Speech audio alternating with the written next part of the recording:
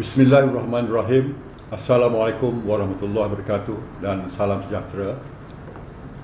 Susulan pengumuman pakej rancangan ekonomi Prihatin Rakyat Prihatin pada 27 Mac 2020 baru-baru ini, Persatuan Industri Keselamatan Malaysia PIKM turut terpanggil untuk menyuarakan beberapa cadangan penting bagi memastikan kelancaran proses perkhidmatan syarikat keselamatan swasta sebagai keperluan penting negara atau di essential service dalam bahasa Inggeris.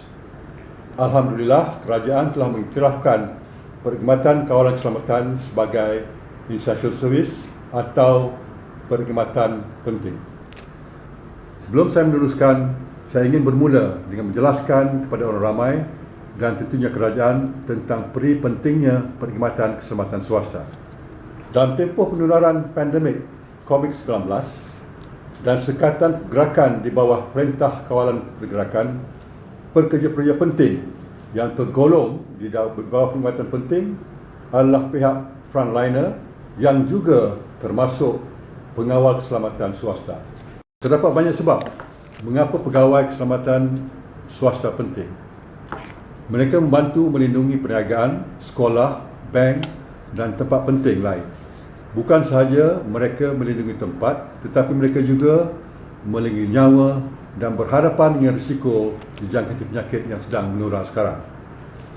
Dari sudut keselamatan security standpoint, perkhidmatan keselamatan swasta berperanan penting dan bertindak sebagai lapisan keselamatan ketiga atau third line of defense. Dengan ini adalah juga pendirian Kementerian Dalam Negeri di mana syarikat kawalan keselamatan boleh dikerah untuk membantu pasukan keselamatan dalam keadaan darurat. Kini terdapat kira-kira 200,000 pegawai keselamatan swasta dan dalam negara. Masyarakat dan pihak berkuasa mendapat faedah langsung dari kehadiran pegawai keselamatan swasta di tempat tinggal peribadi dan di tempat awam yang sering dikunjungi. Peranan pegawai keselamatan swasta secara langsung berfungsi sebagai pengasas atau pengawas keselamatan awam dan membantu pihak polis atau pihak berkuasa. Dalam tempoh Perintah Kawalan Pergerakan kerana pandemik COVID-19, ahli-ahli PIKM iaitu syarikat-syarikat perkhidmatan kawalan keselamatan swasta seperti industri lain turut terjejas dari sudut pendapatan.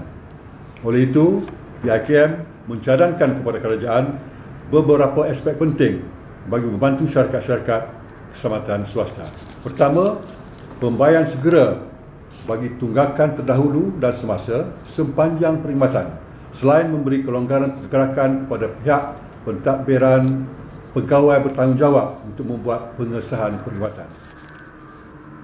Implikasi syarikat kawalan keselamatan swasta mengalami masalah penerimaan bayaran perkhidmatan yang mengakibatkan tunggakan sekaligus menjejaskan gaji pengawal serta adalan tunai syarikat keselamatan disebabkan tiada pegawai bertanggungjawab untuk membuat pengesahan pembayaran.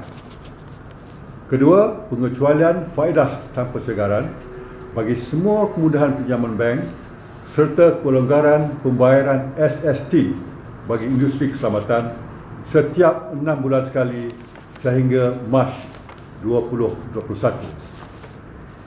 Implikasinya, kemudahan factoring dan perbankan syarikat keselamatan yang tergolong sebagai perniagaan kecil dan sederhana akan terjejas sekiranya proses pembayaran perkhidmatan gagal dilaksanakan sekaligus melumpuhkan aliran tunai syarikat.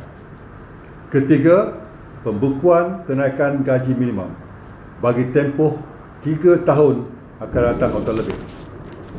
Implikasinya, pembukaan ini bertujuan untuk menstabilkan serta memulihkan momentum seluruh perniagaan termasuk industri kawalan keselamatan sebelum kenaikan gaji minimum yang terbaru dilaksanakan.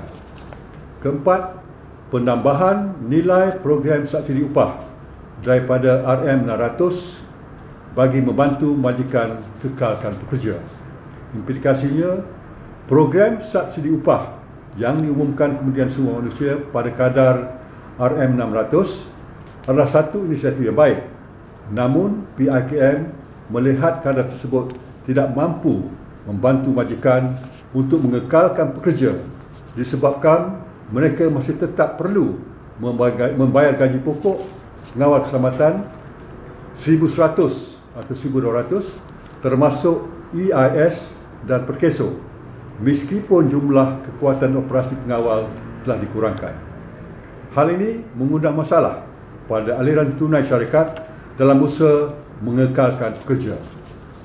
Kelima, kelonggaran pembayaran statutory seperti EIS, Perkeso serta pengecualian pembayaran FOMEMA dan levy untuk penggajian pengawal keselamatan Nepal.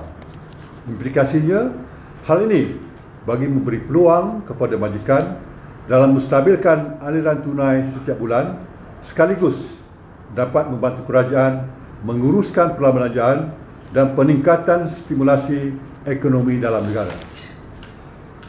Keenam, pengurangan peratusan caruan KWSP majikan sebanyak 4%. Implikasinya, PIKM memohon pertimbangan pihak kerajaan berhubung program khidmat perundingan majikan yang akan diperkenalkan pada 15 April 2020 untuk dikurangkan kadar caruman kepada 4% bagi mengimbangi tekanan ekonomi yang turut dirasai pihak majikan.